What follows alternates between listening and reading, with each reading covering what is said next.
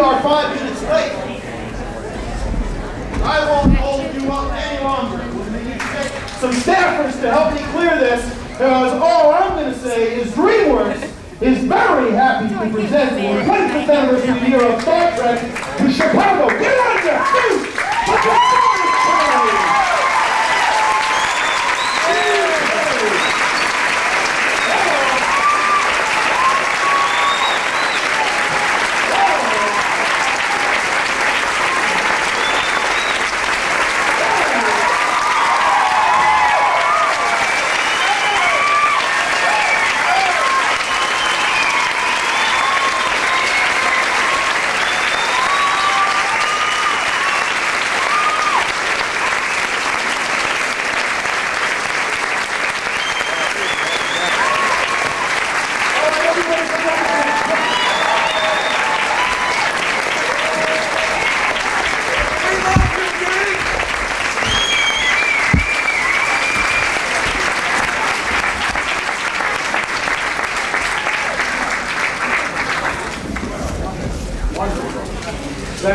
Did you hear me?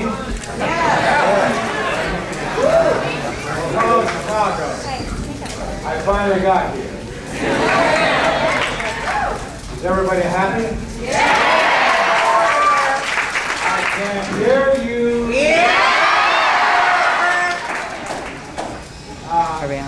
Really, I want to thank Jonathan for having me here.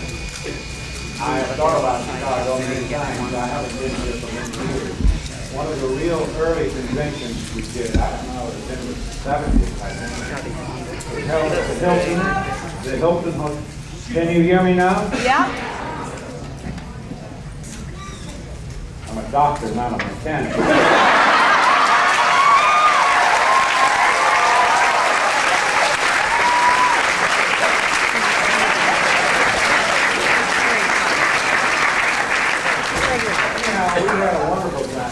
Chicago is a wonderful city. How many people are here that are not from Chicago?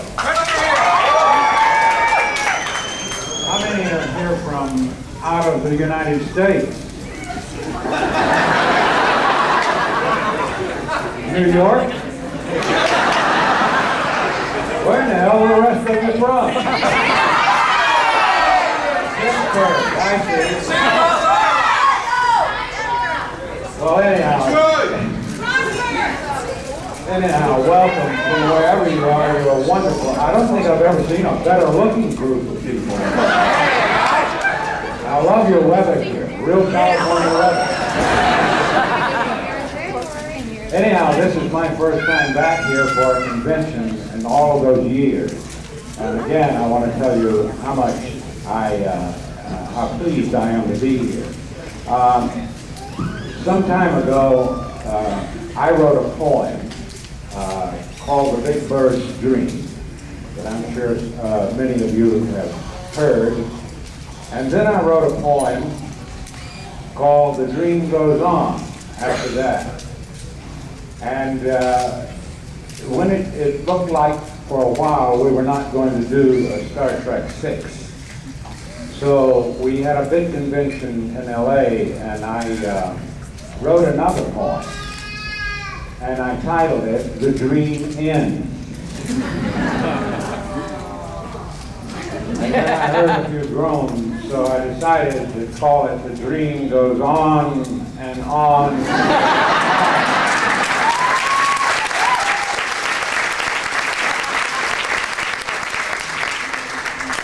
Would you like to hear it? I can sit here, stand here and read poems to you all day long. Oh, that's This one is called The Dream The Dream Goes On and On and On. A long time ago in a galaxy far, far away, I think some of you heard me say, Star Trek lives, it will not die. And you are the someone who made it fly. Well, the studio was in a kind of fix. They wanted to do number 6. After we did number 5, Paramount's faith took a dive. Then they thought of all the press they could get, and suddenly it became a very good bet. So they put out the word for the world to hear, Star Trek VI for the 25th year. Lots of changes are taking place. You turn around, there's a brand new face. It goes to show you never know. They even let Mancuso go. Harv Bennett, left in a huff, simply said he'd had enough. Give him credit, he stood his ground. And I'll miss knowing that he's not around. He'd been with us since Star Trek II. And that alone was tough to do. He was always there to hear you out, no matter what it was all about. And another reason for liking him, he scrubbed that line. He's dead, Jim!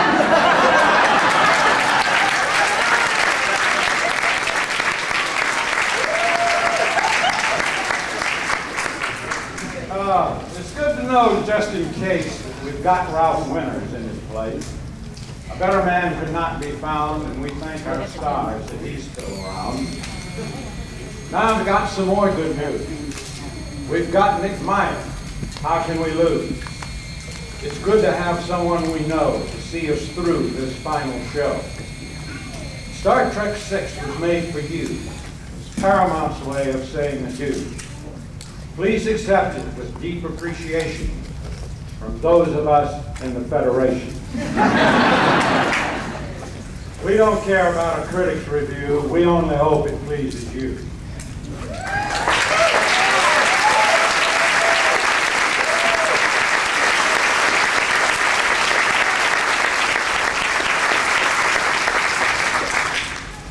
They've criticized our bellies, wrinkles, and hair. We just keep going. We don't care.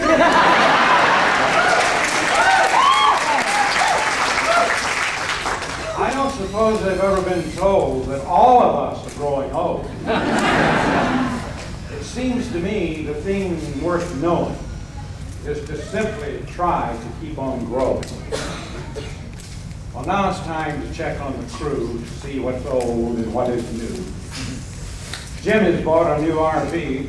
It's the fanciest one you'll ever see. It must have been built for a movie star. It looks like a traveling bar. He's going to move to Washington State and build a home for himself and his mate. It's on 5 acres way out of town. We'll miss knowing he's not around. He's sick of the traffic and the LA noise, and he wants to relax with Wendy and the boys. Pocketbook decided, after taking a look, that they'd republish Walter's book. But not before he agreed to relent and let them use that damn accent. When George lost his job on the mayor's staff, I thought he'd lose that crazy laugh. But when he's back on the set, it's louder than before. He's blown 20 takes and maybe more.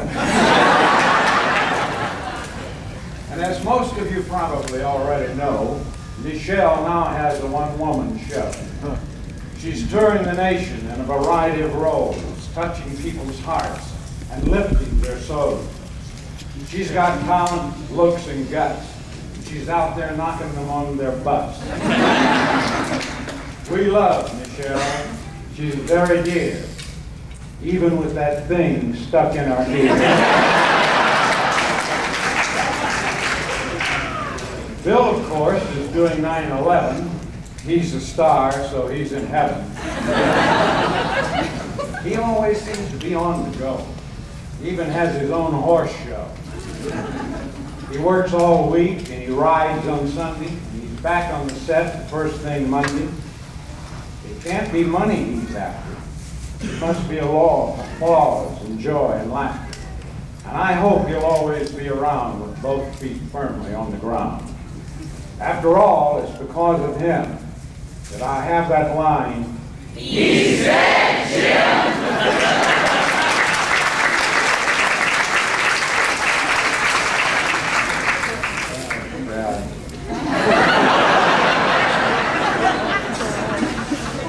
You remember that years, who gave me trouble for 25 years, and who wanted to die in Star Trek II. He gave the impression he was through. Remember?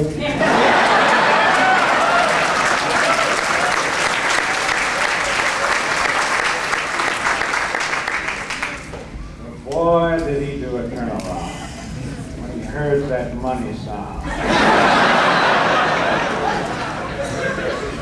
He not only decided he would not defect, but wanted to act and direct. He just went crazy, wanting more. He directed 3 and also 4. Now he's back as a producer-actor. That's a very, very important factor. Well, I never thought I'd see the day when Spock would control my movie tank. That's what happened, as you may have heard. So I'm still driving that 68 Bird. But I can't kick about my life. I'm happy in the valley with the very same wife.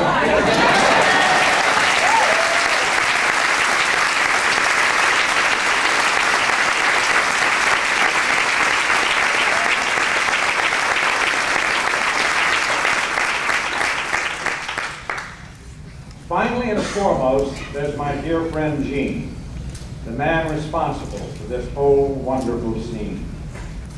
Isn't it strange how one person you know can change the way your life will go?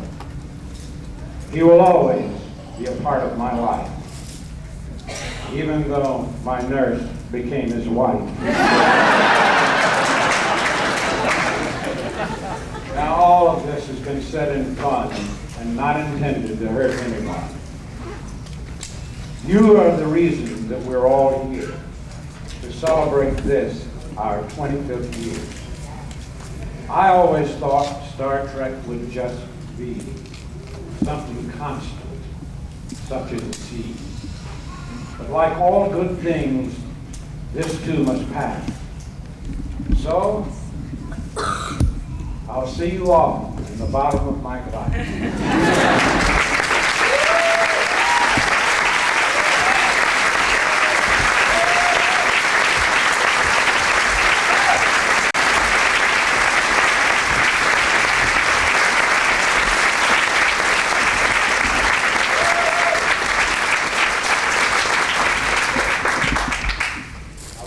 The others will be here all day.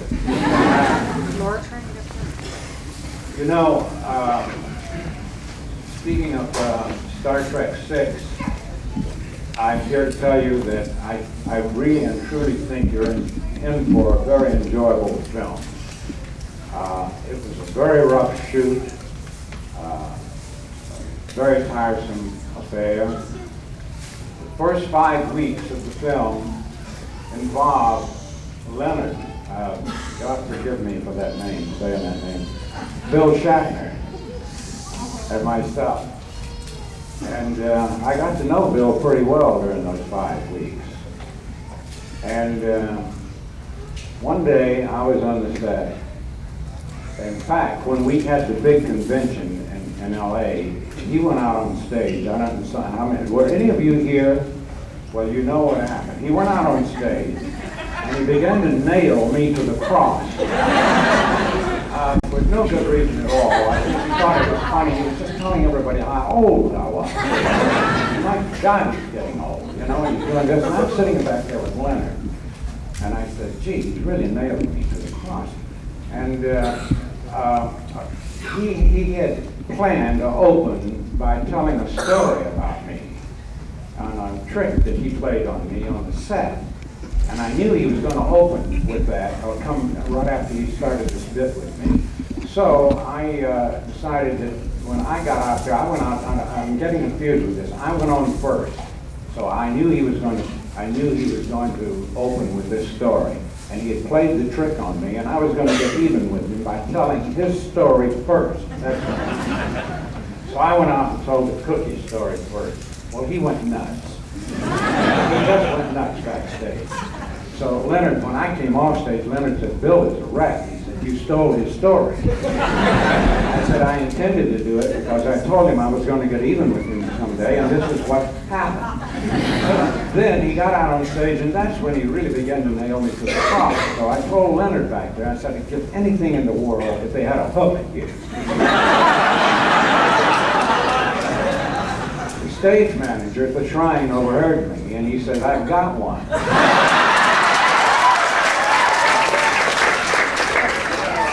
So he's out there ranting and raving about me, and so this guy comes backstage, hands me this long hook, huge pole, but it had like a spear thing on the end of it. I had to be very careful. His back was turned to me, and I went out. I said, "Come on with me, Leonard." I said, "You go out too." He said, "No, I can't do that." By God, I'm going to do it. So out I went with this big hook, and he was turned away from me. And he suddenly turned around, and I'm about to hook him on the neck, and he just froze. So I turned around and ran back off stage. But not to be outdone, he said, "Look how old he is." He said, he's already forgotten what he came out here.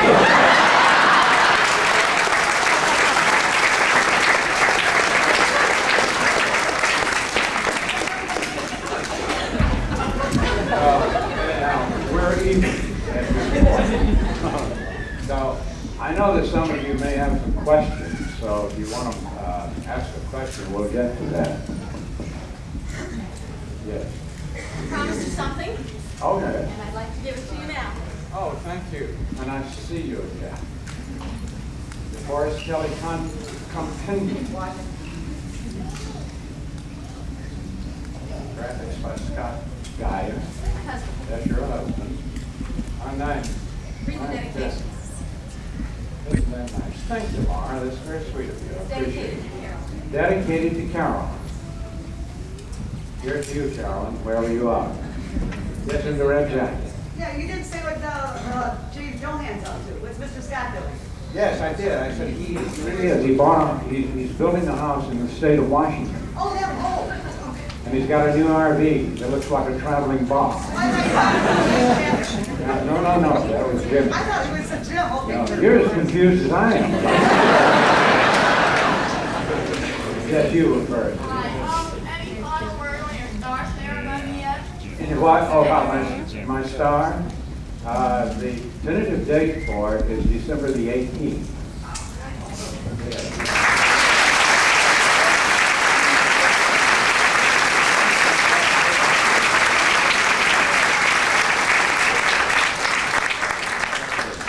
Yeah, the old cowboy is finally going to get a star on Hollywood Boulevard. Oh, you know, when we were doing the movie, we have a marvelous actor in this movie called, his name is Christopher Plummer. He's just terrific in the movie. He plays a marvelous heavy. And I was talking, he asked me one day, he said, "Did you work with Kirk Douglas and Burt Lancaster, didn't you?" And I said, "Yes, I did." He said, "He gunfighter OK Carrabba." I said, "Yeah." So we were talking, and I was laughing about how Kirk and Burt fought for the camera, each one trying to outdo the other, being sure that they had the close-up here, and the other one wanted the close-up. It was really a riot to watch. That was a great experience for me to watch these two stars fighting to get the best angles so far. Christopher said the same thing happened to me. He said, I was doing a film with Kirk Douglas and had a rather lengthy scene that Kirk became very disturbed about, and I happened to overhear him discussing with the director, and I heard the director say, Christopher said, "Don't worry, Kirk," he said, at the end of the scene, he said, "We're coming back to you, we're going to focus on you." So, a little later on, I was doing a scene with Christopher, and he's kneeling down, we were both kneeling down, and he was shading me, my life. Having forgotten this story, cameraman said, Dee's getting a shadow there. He said, what is it? And I said to Plummer, I said, if Christopher would just move over to the left a little bit, I said it would open up. So Christopher looked at me and said, anything you say, Kirk. Right after that, we proceed to a very high table where a group of us are around, and it's very necessary for McCoy to be there. And Christopher has on this huge Klingon costume, and he was practically nudging me, you know, off. And I said, excuse me, Bert, I've got to get in here. They brought a poster on the set the day we quit a couple of weeks ago to send back to him. He wanted everyone to sign it. So I signed it to Bert from Kirk. Yes. Yes, Mrs. Cap. How did you get picked for the role of Dr. McCoy on Star Trek? How did I get picked for the role of Dr. McCoy on Star Trek? Yes. I really don't know. No, I had done a pilot. I was working in the pilot film of Ride with Clint Eastwood and a man by the name of, God, I can't think of his name. Producer on the show, anyhow. Saw me in it, and he became interested in me. I had worked in about 3 or 4 Western pilots, and they all sold. So Bob Sparks was his name. And Bob had become involved with Gene Roddenberry in a new project called 333 Montgomery about a lawyer in San Francisco. So he had mentioned me to Gene, and I went up to meet Gene, and I was tested for it. And all the film was sent to San Francisco, and Ehrlich picked me for it. So I had met Gene Roddenberry that way. That was in around 59 or 60. So then when Star Trek came along, I had drifted back to doing a lot of Westerns. Why, Gene wanted me for the original, but NBC would not go for me because I'd been playing such bad guys all my life. So then they made the second pilot, and I had done another pilot for Roddenberry called Police Story. NBC saw that, and they thought, well, he might be okay for the Doctor. So that's how I got it. Then I was not in either pilot, but I started with the first episode. Yeah, you're ready. Jack. I have a question. Did you chance read the book Doctor's Orders? Yes. What did you think about it? Yes, it's great. I think we ought to film it.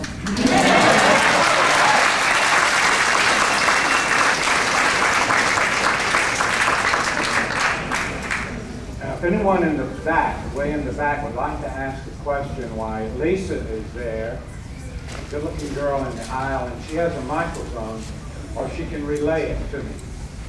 Yes, you in the white jacket. Yell it out, maybe we'll get it.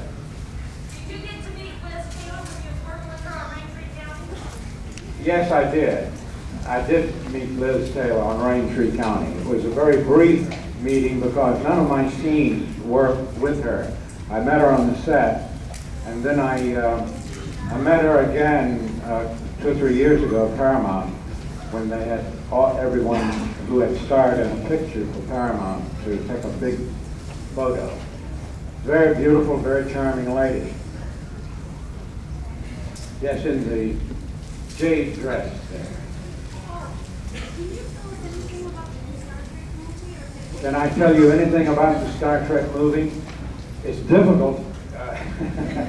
It's difficult to do, only that, as I said earlier, I have not seen any of the dailies. The studio feels very strong about this movie, but studios often feel strong about movies. The answer is going to be whether you feel strong about the movie, and whether you like it or not, and how much your attendance will mean everything. But I really do. I get the feeling in working it that it's going to be a very interesting motion picture.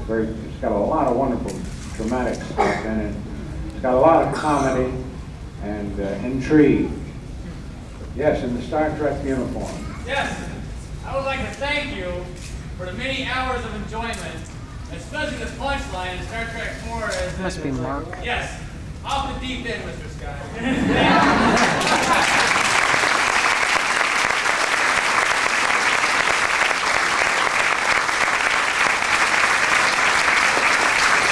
Not in your way, am I?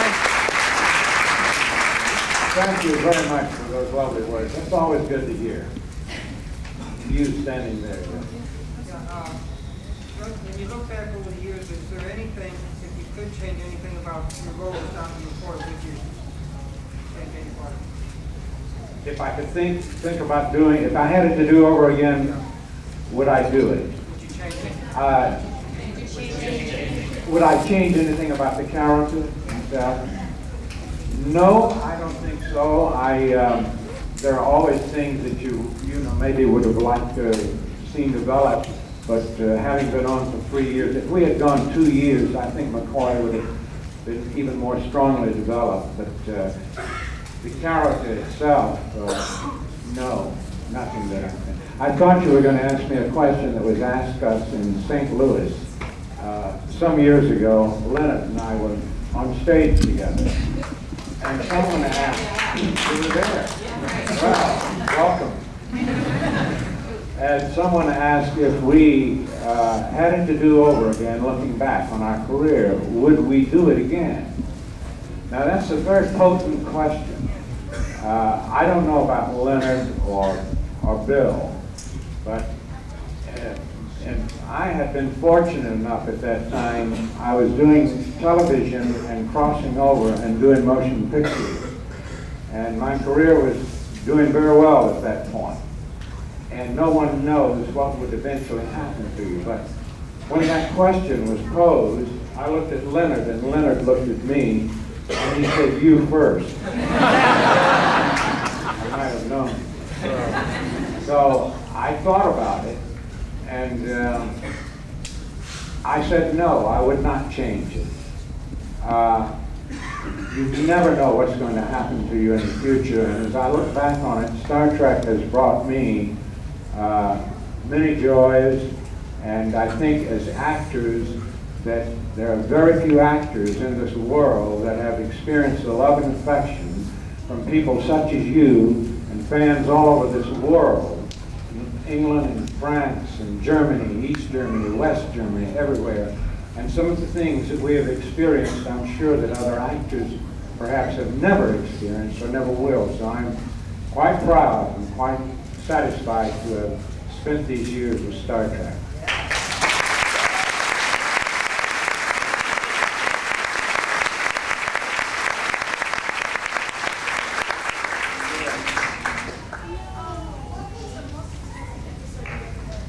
What was the most what? The most expensive episode that we ever did? Gee, I don't know. I really don't. I can't think. At the time, it seems odd now, but at the time, Star Trek, I believe, was budgeted at around $175,000 an episode, and it went over on some. And at that time, that was an awful lot of money. It's nothing today, you know. I'm talking about the motion picture episode. But I would not know how to single out the most expensive episode that we've ever done. Yes, way back there in the blue. Yes, you. Could you tell us the story about first trick on you? On Bill's trick on me. It was really very silly. We all have a table full of goodies on the set. And I had discovered by way of Christopher Plummer, he walked by me one day and I got the fragrance of this marvelous thing he was eating, and he said, well, it's an English muffin, you know, with raisins and that stuff in it. He said, there's a toaster out there, and he said, you can go out there and toast it. So I went out and found there were only two left. And Shatner was standing at the end of the table. And I popped them in the toaster, and then I started to turn away, and the makeup man came to me, and he said, turn around, Dee. He said, I want to check your makeup. So he was checking my makeup, And somebody called me, and I went over to see them, and I came back, and the 2 English muffins had disappeared. So I couldn't imagine what happened, and I was really in a state of shock. They were so delicious. And as I turned around, I saw Shatner stuffing his fat face.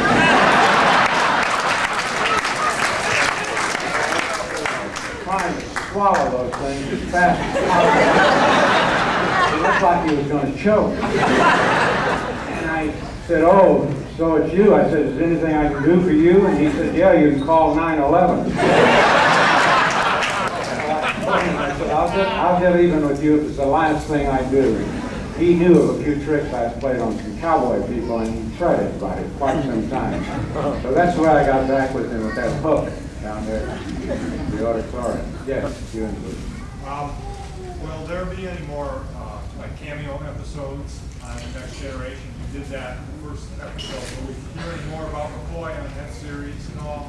He wants to know if McCoy is going to be on the Next Generation and any future episodes, any more cameos. No, I have not heard anything relating to that at all. I did that in the very beginning for Gene, and I wanted to do it, and I don't think anyone else was. Sarah appeared on one, didn't he? Yes, way back there in the dark blue shirt. Would you make another Western? Would I make another Western? Yeah, it depends. I guess I would. Yeah. They used to be a lot of fun. I don't know how they would be today. But the whole scene changes. There have not been many successful ones, for a long time, and they've kind of bit the dust. Lady in the yellow shirt. If we grant that Star Trek The Next Generation has benefited a lot from Gene Roddenberry's increasing maturity and different special effects, is there anything you think that Star Trek The Next Generation has lost that you value about the original series?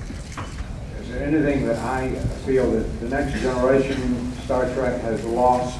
Granting that it's a wonderful show and you love it, we all love it. Yeah, wonderful show, and you love it and all of that. I don't know, it lost us.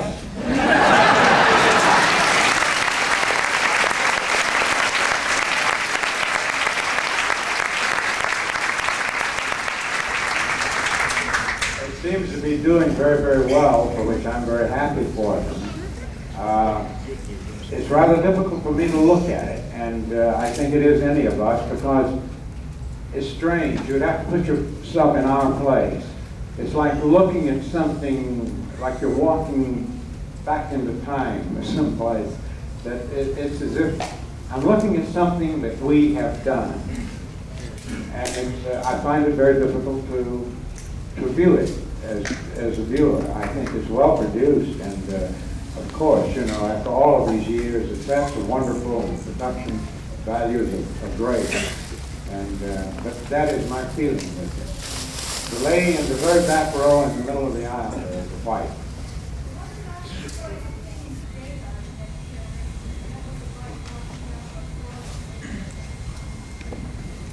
It was very weird walking down those corridors.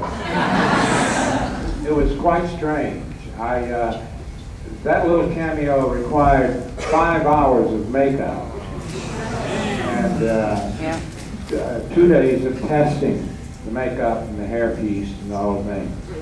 And when I finally got there, I felt like I was 137. But you're right, walking down those hallways and being involved with I only worked with Brent, who is a delightful young guy. I like him very much. He's very talented guy, all yellow eyes. It was weird. Let me put it that way. Weird.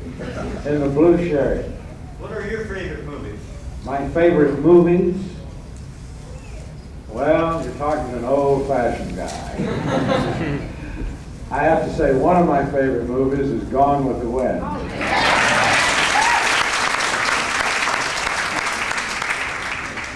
I love all the old ones. I love a lot of new ones too. But there's a movie channel that perhaps you get too, the American Film Classics. We get hooked on that, you know, and we just sit and look at them, and it's like reliving your youth. And it's difficult to read some of those wonderful things like Waterloo Bridge, all that stuff that floats through. You think marvelous films that were made in that period. It's strange how we all got by without hitting the hay and cussing in every other word. You wonder where all the sex went and all the dirty words. Way back in the black shirt. I didn't hear it. What your view of Dr. Crusher is? My view of Dr. Crusher? Most ladies are very attractive to me. I have viewed her from most angles.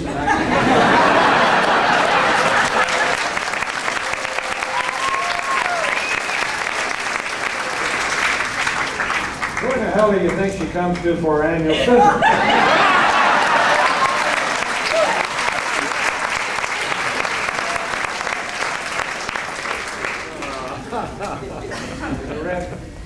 Yes, were there any roles that you turned down that went out to be bigger than you are?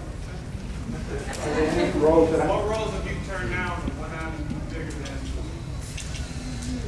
any role that I've turned down that went on to be bigger than everyone I turned down. Not many. When I was swinging around in pictures and television, I was taking just about everything that came my way and having a lot of fun with it. I never had the opportunity. I turned down a thing, oddly enough, in a television show that I have regretted, because at the time there was a very young director who had not directed anything called Spielberg, directed. Later, you know the rest of it. Yes. I just want to say you look damn good for 69-ish, and I hope you enjoy these conventions 69. as much as we enjoy you. 70. Thank you.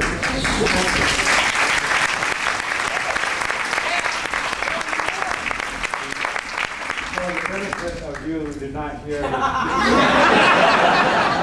this lovely lady's comment, she says, I want you to know you look damn good for a guy that's 39. Bill Shaver. Got it.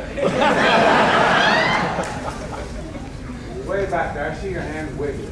Directing number 6. Who is directing number 6? Nicholas Meyer is directing number 6. He directed number 2. Right. Yeah.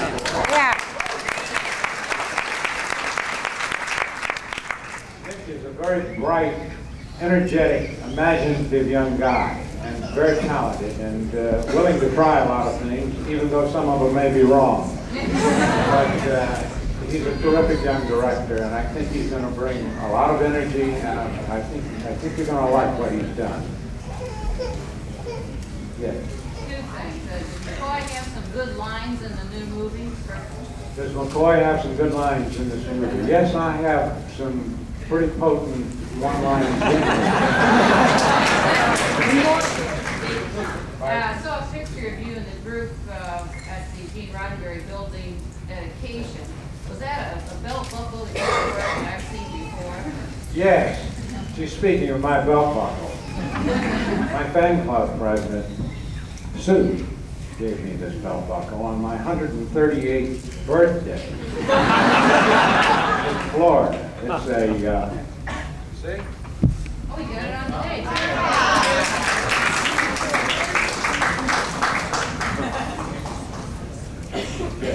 have like 2 questions. Does anybody scream like Chekhov in this next movie? And what are your plans? Who's going to direct number 7? Because I know it's She wants to know if Chekhov screams in this movie, only for more lines. They're trying to get him to smile. And your second question? was, well, really, we know there's going to be a 7. Oh, you know there's going to be a second. You mean I wrote this poem for nothing? Write another one. Huh? You'll have to write another one. Oh, she says I'll have to write another poem because there's going to be a number 7. That depends. Yes, in the cap. Do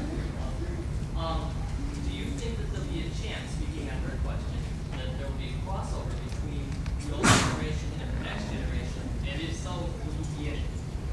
Will there be a crossover in another film with this generation and the next generation?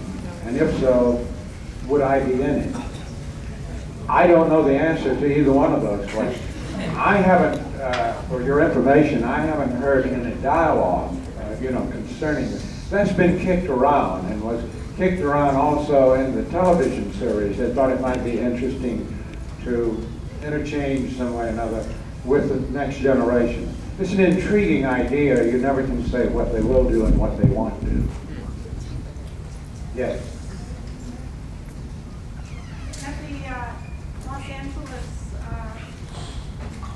convention, it was very moving, the dedication for Gene Roddenberry. Do you have any thoughts or remember any emotions? Oh, the shrine dedication that they had to Gene Roddenberry, she said, was very moving. Did I have any thoughts about it?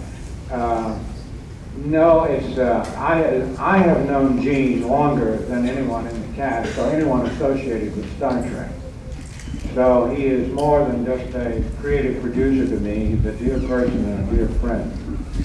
And naturally, emotions swell up within you when you see the years that we've all known and spent together and what he has accomplished by these phenomenal shows that he has done. And I am deeply grieved that Gene is not in the best of health. But knowing how stubborn he is, I'm sure that he's going to come out of it some way. I just wish I had that big magic needle to use. Thank you for asking that. Yes, you on the aisle.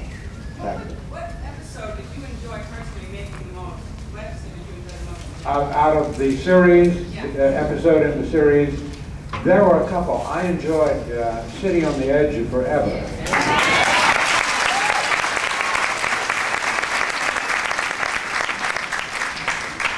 Salt City was perhaps the best ensemble piece that we had ever done. And having seen it without commercials, just running through in its entirety, it was really quite a wonderful piece of television work. It won the Hugo Award that year. There was a thing that was shot in that was edited, they decided to do away with, and it's when McCoy is staying with Joan Collins in the building up above. You recall? Yeah.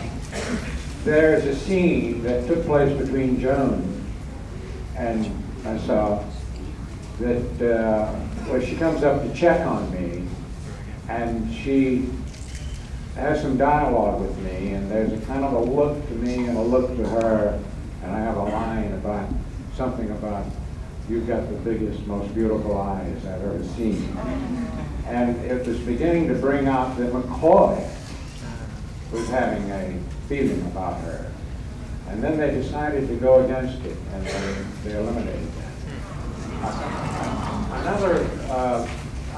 Another episode that caught my imagination was filmed on a soundstage somewhat larger than this room, was The Impact. It was done.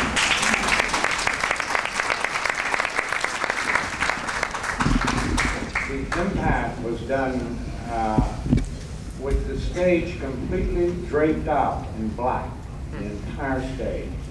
And all of the lights were pinpoint white lights, like center staging in a theater. And I thought it was most unique to see the way it was done and produced that way. And I thought it turned out to be a hell of a good show. We have time for a couple more questions. Okay, a couple more. Eeny, meeny, miny, mo. Wish I could answer them all. Yes, you, sitting right there. How did the Spock-McCoy relationship develop? How did the Spock-McCoy relationship develop? That came about really because of the two of us. We were doing I don't even remember the episode, and who is directing it. But there was a scene with the two of us, and we each, Leonard looked at me and raised an eyebrow, and I looked back at him with an expression, and the director caught it, and he played it back, the two of us back and forth. And then the writers saw it, and they began to pick up on it. And the audience began to pick up on it, and then they began to write for it. That's really the way it happened. Yes, you. Okay, being of the generation that's grown up with the original Star Trek reruns and the next generation, and having loved to encounter Farpoint and major cameo appearance, is there any kind of advice you'd like to pass on to the next generation? I have any advice for the next generation? And what they're in for, you mean? That would grow up looking at the movie, the original, and the next generation and wonder why they never tied it together. And advice to the next generation of people coming in and the show. Oh, advice to. Well, yes, be happy with your money.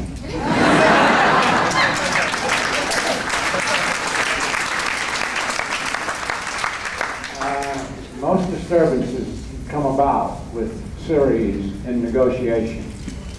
And it's really difficult with a large cast where you have 7 or 8 people in a cast, and each one, they're all professional actors, and they're there to try to expose themselves to the very best that they can. And in order to do, it's a terrible job to wiggle your way up into some kind of prominence. And my advice is to just have the patience of Joe. You know, it will eventually come. And if that person is sharp enough or good enough, the opening will come, and you will discover it, not us. If you don't pick up on one particular thing, one particular person, that's too bad for all of us. And that's an appropriate way for me to tell you how grateful I am that all of you dear people picked up on me. Thank you very much.